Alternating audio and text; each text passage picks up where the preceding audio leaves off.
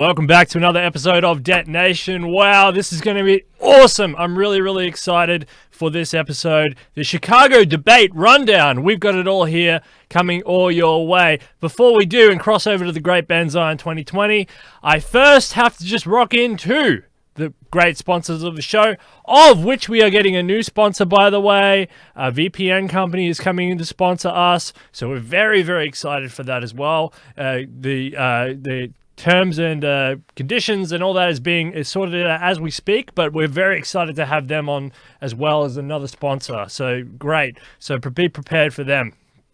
Great VPN company there. But we do have the Thrivous. Thrivous, remember Thrivous? If you are out there and you want nootropics or geoprotectors, you have 24 hours to go out and say, thanks, Thrivous. Throw it in the description. The rules are in the description. You say, thanks, Thrivous. You throw the link around. That goes from $5 all the way to $160. It's the best deal on the internet. In these uncertain times, you should be jumping on deals like that because, this is for you, the audience. Thrivous is a very good company out there by Lincoln Cannon. Thank Lincoln Cannon very much for that contribution to the show, and the audience has been grasping at that. And ZION, obviously, you can participate in that as well for some great nootropics and geoprotectors. And thanks also to I Am Transhuman from David Kelly out there, doing great. And by the way, there's a new update to the I Am Transhuman website. It was International Women's Day. He made a page that showcased all the women transhumanists that are out there for International Women's Day. So go and check that out for the I Am Transhuman campaign. Fantastic stuff, David Kelly. So we are going to now cross over to ZION2020 on a debate rundown. Do you remember the debate? We talked about this. We had the clock ticking down. What happened in the halls of that is the future of that establishment, is the future of America. This is the real debates, the real talking points outside of this two-party duopoly that rigs the conversation. This is a free and equal debate by a variety of different political parties and different concerns. Open the Debates was there. United We Stand was there. Nexus there. Represent Us. The Nonpartisan Reformers. Harmony and Prosperity. Independent Voter News. Thrive. Election Science. Taxpayers United of America, Ballot Access News, Sister Winds Festival, Tribal Vision, Heartland, and Freedom Rising. Freedom Rising, all supporting this amazing thing, and also Detonation here supporting ZION2020, going in there and changing the debate in America, talking about real topics, what's happening on the ground, not just what the elites care about, but what real topics like the USTP talking points. So ZION, it's really good to see you here, sir. I've been busy at work. I haven't been able to do as many shows as I've wanted to do, so I'm really actually excited to see you, and we really want to hear a brief, a rundown on what happened in Chicago. This was a historic debate. 19 people turned up, 19 different political parties and different opinions, something like that. You were there, Yes, there were 18 folks. There were 18 folks, and because this is the first open primary debate of this kind, truly revolutionary work being done by the Free and Equal Election Foundation. This is the first time ever in United States history when candidates have gathered together at this primary stage of the presidential election in this fashion. And I was truly honored to be one of those invited on this stage. And it's true that there were 18 people in two stages. And so actually our friend Zoltan and I were on separate stages, which I feel was very good because we got to have the transhumanist message described in both of those events. Yes. Well done. Yes. And Zoltan and I had differing approaches as to our presentation in those two debates, as folks who were there and who watched may recall. But you probably also noticed some similarities in many of the things that we do fight for. The messaging, of course, is important, but the fight is most important of all, and standing for things that will improve the condition of people living in the United States. At this event, I got to meet heroes of mine, people who have been fighting for this.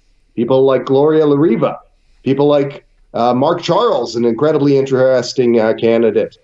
People like, of course, Howie Hawkins, the founder of the Green Party. I have been, for going back many years, was active in the Green Party, and this man is a hero of mine. I also, of course, got to meet folks who I have known for some time, who I differ on some things, but admire nevertheless. My friend Adam Kokesh. I got to meet my friends Arvin Vora and Dan Behrman again. I've interviewed all of these gentlemen, and we all had a wonderful time. Even got to have a drink or two at the bar, spend some time, the point being, with these folks. And I got to know Vermin Supreme even. Perhaps the most colorful of these folks at this event. And we got to spend a little bit of time. We hung out together, and I've gotten to know his campaign team and him quite well.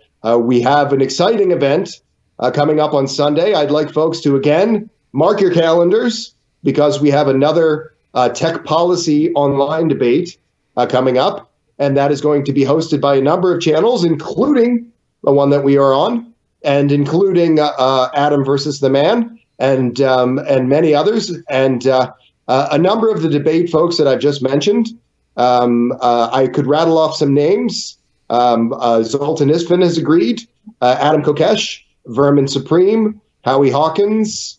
We're going to have Mosey Boyd there, and also possibly Bill Weld, possibly Tulsi Gabbard, one or two other great folks talking about tech policy, the area closest, I think, to many of our hearts as techno-futurists. And this was something that was the germ of the idea for the Free and Equal Election Foundation event of last week. We had gotten together with some of these same people, and then we were approached by Christina, who said, I would like to turn this online event into this first ever open primary event. And it was very, very, very exciting to have seen my little idea grow into such an incredible undertaking. From small acorns, tall oaks do grow, they say, and I was honored to have done this. Please, Steele. Yeah, and we also have to thank Rundown Live as well, Kriston Harris, for putting in a lot of effort and doing a lot in the foundational work. So thank you, Kriston, and the Rundown Live people over there, doing a lot of hard work as well. But if I was in America, I would be in this position. I would be advocating for something like what Christina Tubin has done right now, and these sorts of events, because these events, I mean, you've got a diversity here of disenfranchised people. Zoltan Isfin is, the best possible alternative for the Republican Party, but he's shut out of the debate, and he turned up, so it's really good to hear that. There's a lot of people from the Libertarian Party there, and, they feel disenfranchised from their own debate. But it's good that they can hear across party lines. And I think the really interesting thing, the unique thing, Zoltan and you would have really thrown in some spanners in the work there. I have seen the debates, thrown in some spanners, because you're talking about issues that these people had no idea about. And we talked about that the last bit of the last show, was the fact that they still seem very much moored in very old conversational levels and don't really understand technological change, don't understand a lot of the vision of longevity and health, and there was a lot of educational stuff going on there from the USTP and Zoltan Isfin. Yes, indeed. And I want to mention this intermediate segment between the first and second debates, when we were all on stage, 17 of the candidates. Unfortunately, Sednam Curry, she has a physical condition. She had difficulty getting back up on the stage a second time. That is unfortunate. But the other 17 candidates were on stage in that second segment. And I have to say, with that segment itself, I was underwhelmed by these presentations. Except for perhaps my friend Zoltan. But what I heard was a lot of people, these other 16 people, standing up and talking about their feelings. For example, in my segment, I spoke about the futurist New Deal for America and its 3 signature platforms: Medicare for All Plus, public health service, that reduces costs and uses emerging technology for greater public health outcomes. I spoke of iVote USA, blockchain voting across the United States. And I spoke of something very near and dear to my heart. Excuse me. These other candidates, they weren't talking about branded policy platform planks. They were they were whistling Dixie and talking about in broad generalities about sentiments and so forth. And that is a fine thing to see, I suppose. But if you are reform-minded, you have to be very specific as to what sort of reforms you want, and not just talking in this colorful but ultimately not terribly meaningful language. And if you had to say if there was another standout, who would you say that you enjoyed listening to and thought that they had some good topics that you hadn't maybe thought about from your own perspective? Was there anybody out there? I mean, obviously you're a fan of Howie Hawkins. Did he say something, or Vermin Supreme say something, or was there a standout in your own mind, Ben? I'm wondering. Howie Hawkins was the only other person of all of these public health discussions, of which there were many in these two events, who spoke specifically about a public health service and the benefits to folks in this country. Folks, coronavirus is spreading around the world. Countries that have public health services are better poised to be prepared for problems of this kind. The United States is not one of those. We have public health care for only very specific subsets of the population. And as a result, people are dying. This is a terrifying situation. You should be concerned. You should not be telling yourself that a for-profit system that drives 500,000 people into bankruptcy and 70,000 people to an early grave every year is adequate. We need to be doing better. And this was something that Howie Hawkins was very clear and direct on. And I feel that Zoltan Isfin, in his own way, made a case for this as well. I would say of novel policy suggestions, I heard perhaps one, which was from a gentleman who I agree with very little, a gentleman named Arvin Vohra. But when Arvin Vohra was asked about the Palestine two-state solution, he suggested that he would, in the first 100 days of his administration, withdraw aid to Israel until such a solution came to pass. And while he's also suggested a number of unilateral moves, basically akin to severing diplomatic ties with half the world, which I think would have been quite insane in practice for a president to do, I think that strategy was at least an interesting approach to this concern.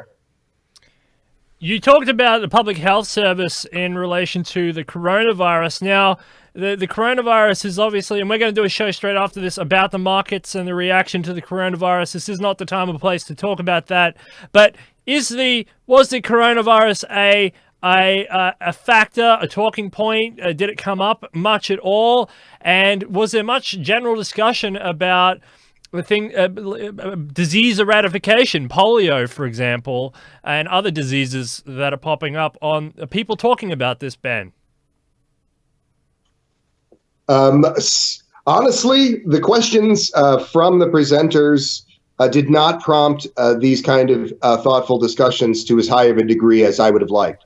For example, there was a question that tended to bait people into decrying vaccinations. It was basically an anti-vaxxer question. And there was surprisingly little concern. Can you do your best to tell us the question, if you can remember it in the best way you possibly can? Surely I can. Yes. So this question was asking if it was appropriate for people to be forced to take vaccinations. And this prompted from these many right libertarians and far-right personalities, of whom about 12 or 13 of the people on the stage would be described as such, a lot of concerns about how this is highly unfair to have people have to do something like this, more or less disregarding the fact that you would not want to live in a world where people are not getting vaccinations. That is a world where you are not likely to survive none too long. And this this kind of question that begs a question of a foolish kind is one that I do take exception to. There was relatively little other anti-science sentiment expressed, however. It was one question of many, and I think that the moderators were right, perhaps, to ask this provocative question. I take exception more with the answers of many of the participants. Yeah, the vaccine issue is a big issue, especially with libertarians and right-wing thinkers, because they feel like it's an invasion of their personal sovereignty and that they have a right to choose. But I don't really go along with this notion. I never really have. When your children get polio, you start to, America has eliminated so many of the deadly bad diseases that I think that they're getting to the point where they're kind of becoming complacent in their health, and I think this is really a terrible idea, because one person not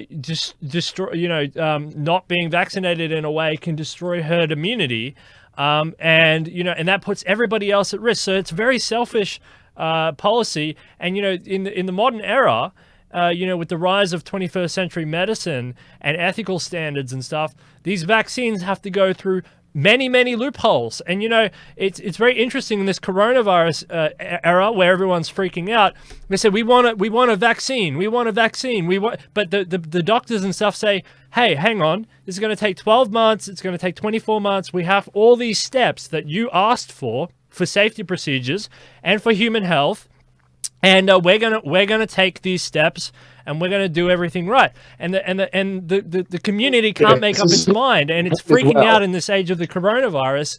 This coronavirus is really bringing to the fore some of this frantic debate on vaccines. It's distressing to hear that these people would be virulent against such a positive thing. I don't want polio. You don't want polio. Polio is really bad. No, indeed. And I want to call back what you said a moment ago about these regulatory mechanisms. A moment ago, I was speaking passionately about the need for a public health service in America, not just one that is more comprehensive, but one that uses emerging technology in a better way. There are other concerns about emerging technology on another side of the regulatory argument. And this is something that we've discussed at some length, the ideas of right to try and FDA and other regulatory streamlining that will allow for cheaper and quicker development of new interventions. This is equally as important. We cannot, as transhumanists, set aside the need to take care of our fellow man. We cannot, neither can we set aside the need to see that technology is used in the best way possible in the course of the 21st century. We're failing in both of these respects in this country, and that has to change. Yeah, and look, and I advocate for more of a mixed system of healthcare. I think you have to have some private, some public healthcare, more like akin to what you have in Australia. I think it works fairly well here, where there's a choice-based system. I'm not totally for a public-based system, just to make sure. Ben has his own ideas on that, and we support Ben on that, and we say go for it. I have my own ideas on that. But that's okay. That's okay. But obviously there is an appetite in America for more public intervention in the healthcare system, as seen by the Bernie Sanders campaign. And it is not a small campaign. This is not a small campaign.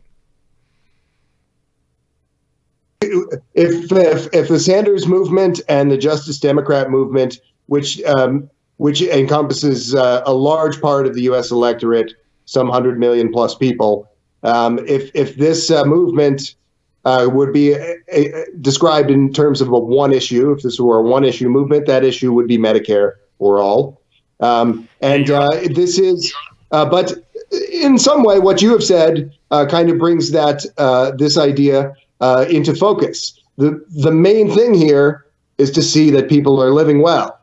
And there are many market-based solutions therein, and increasingly so as technological progress advances. And we must not forget that. And there are many points in which my term, we've liked to point out, techno-sluggishness is facilitated by the doings of men like Bernie Sanders. We need to see that that doesn't happen also. So we have to find a very careful balance between these hyper socialists and hyper capitalists, and take the best from both of these kinds of initiatives and worldviews. On the Chicago debate there, Ben, what was the most fiery of the topics that really got the people swinging in the debate? Was it foreign policy? Was it domestic policy? Was it healthcare? Was it vaccines? Was it the weather? Was it climate change? What was a really fiery topic that really got people? Was it guns? What was a really intense topic that got people really fired up? Well, there was an awful lot of rhetoric on that stage about tax policy. There were numerous representatives from the Libertarian Party, the Constitution Party, people from pretty far right organizations, by my estimation.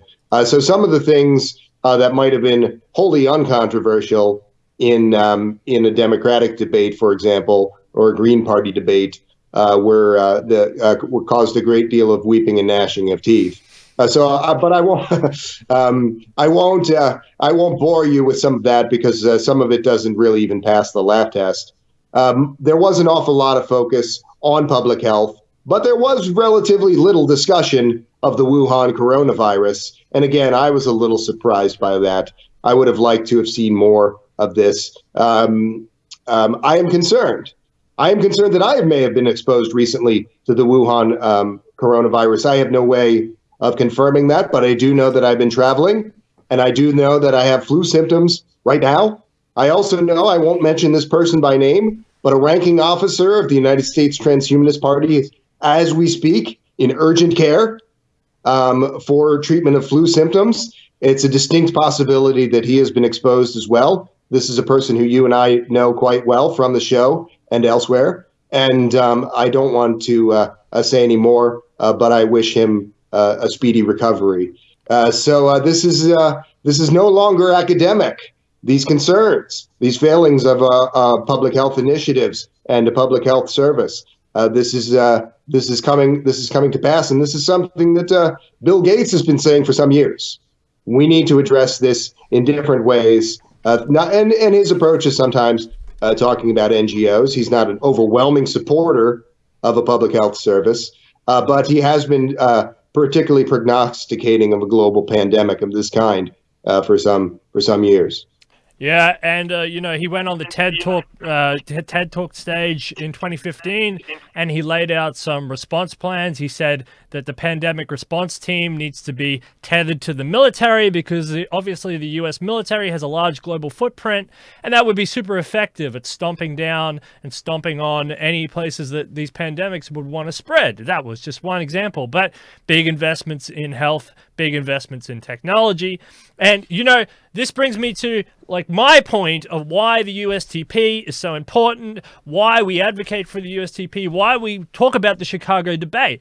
The coronavirus, like Zoltan Itzban says, wouldn't have happened under USTP leadership or Republican leadership or Democratic leadership with these talking points embedded, because it's about preventative policy, preventative, which means you prepare for stuff and it doesn't happen in the future, because it's like you take a vaccine and you're not going to get it, right? You're not going to get the flu, or you're not going to get polio. I'm so sick of polio. Polio's coming back. I hate polio. And that's why you prepare, right? And the USTP is a mechanism of preparation.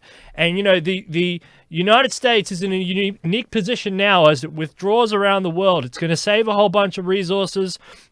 The U.S. footprint is it's retrenchment, okay? This whole propaganda about the troops coming home, it's not World War II. No one's marching up and down the streets with flags. It's just redeploying to the United States. But you're going to save a lot of money. And where is that money going to go? Well, it has to go into domestic policy. America wants to revitalize its human capital. It wants to revitalize itself.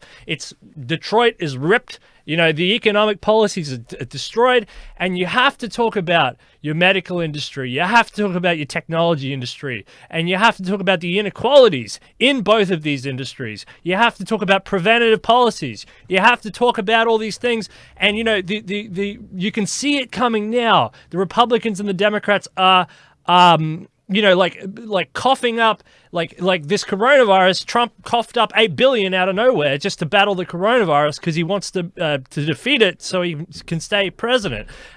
Now this is just a reactionary policy to something that the USTP is saying that we can get initiatives and systems set up so you wouldn't even have to think about this stuff, so that we can talk about ethical AI, sentient rights for robots. We can talk about all the other good things that we talk about here on the show that won't lead to existential risks for humanity, okay? And that's why, and it's so stupid. And I think America is changing. It's changing big time. It's changing big league, and it's going towards this policy.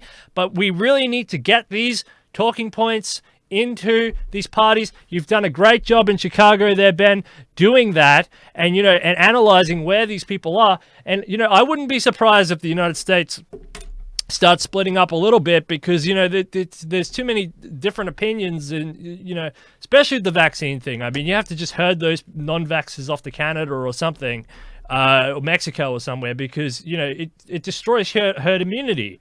And that's if you're the president, or if you're Ben Zion, or if you're if you're Tom Rogers in wherever, you're all at risk from that sort of policy. There has to be some sort of consensus on these policies in the future, and the technologies that are coming down the pipeline are going to be able to deliver that. And pardon me. Yes, it's been an exciting couple of days in other respects. I don't hold to the theory that the Dow Jones is much of an indicator of how ordinary folks are doing. But it's been an upsetting few days, nevertheless. Record losses in the Dow Jones in this quarter. This represents a historic loss to these marketplaces. And this doesn't only relate at this point to concerns about the coronavirus and the collapsing supply chain concerns that we discussed at length in another context. It's not only those things. Now it's moved into the oil markets. This kind of uncertainty has moved into the oil markets, and other dealings have led to a collapse in oil prices. So these things are affecting us in important ways. And just because I believe we should be talking about economic policies that affect the middle class doesn't mean that we should be oblivious to the doings of these important indices. Yeah, and we'll do that in the next show. In 1 minute, we'll go there, we'll run there, we'll do that show. We'll talk all about geopolitics and the how detonation. Detonation, right? It's called detonation because this whole economic paradigm is built on a paradigm of fraud. And my very first episode was talking about how this crash here would signal the entry of history. History is starting to wake up. It's starting to move again. This is the most atypical. Oh, don't spray that on me. I need to be safe. This is the most atypical time in human history, and we're moving away from that atypical time. And this is the gong. Boom, ding, ding, ding. History is waking up. How many times do I have to say it on this show? History is starting to move in a direction again, and the future is here now. And you don't...